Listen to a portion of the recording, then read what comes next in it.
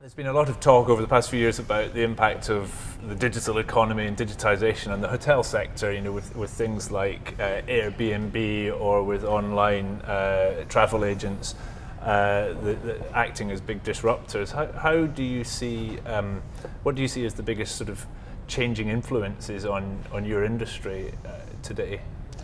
I mean, digitalization has a great impact on the way we do business today. For the last 10 years, it has been changing fundamentally.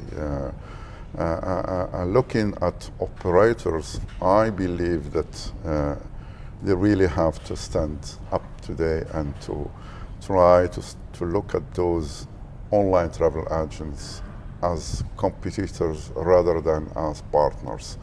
I think, in the beginning, when we owners started to tell to the operators, look, those online travel agents are taking a big share, and of course they are very costly. And they were, no, but we consider them as partners. I think today they have reached the level that they have understood that unless they do something drastic to change that, there are going to be issues going forward.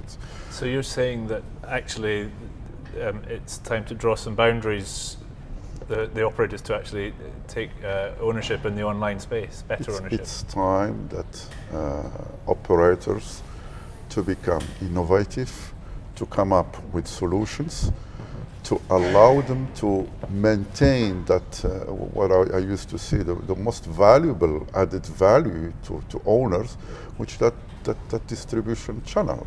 So today, if you look at hotels, the online travel agents, they represent a big portion of the business in a hotel, no longer the brand. So the brand have to step in and come up with solutions that will enable them to get back that power.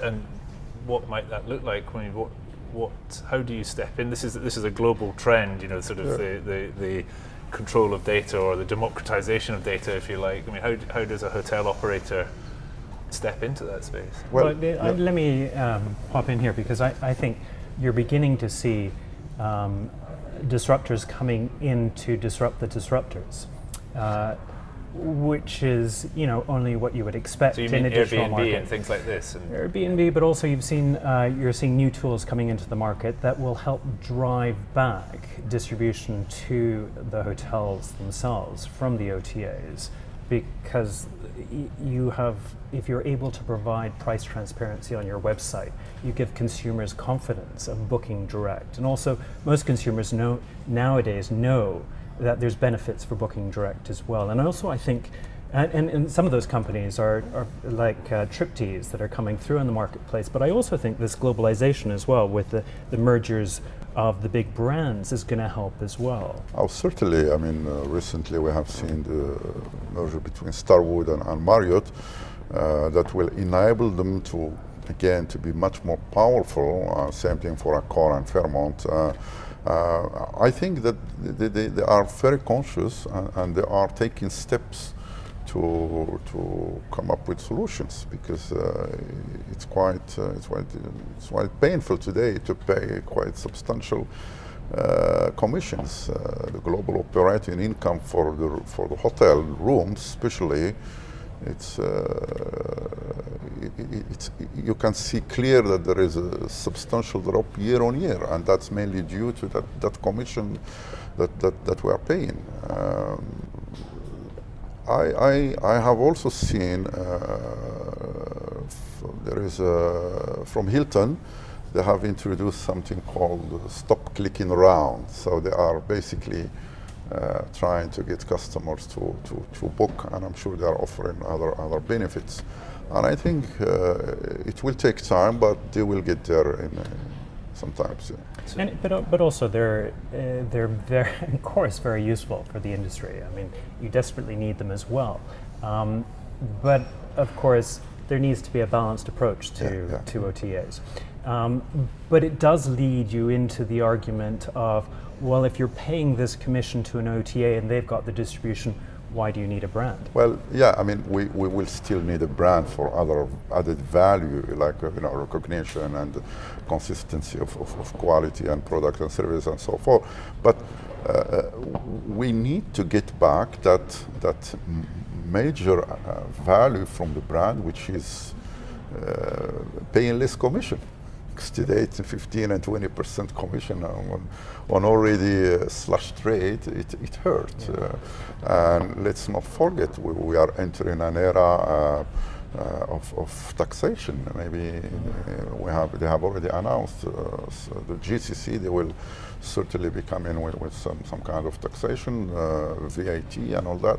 So how are we going to deal with all those charges? We really need to look at the possibility of efficiencies. We need efficiencies all over. So before we move on to the efficiencies, if we just round off this point about the online travel agents and how the operators can respond, is there a need to, how do you develop innovation? Do you need to invest in technology, or do the operators need to come together and as a sort of a group? How does this happen?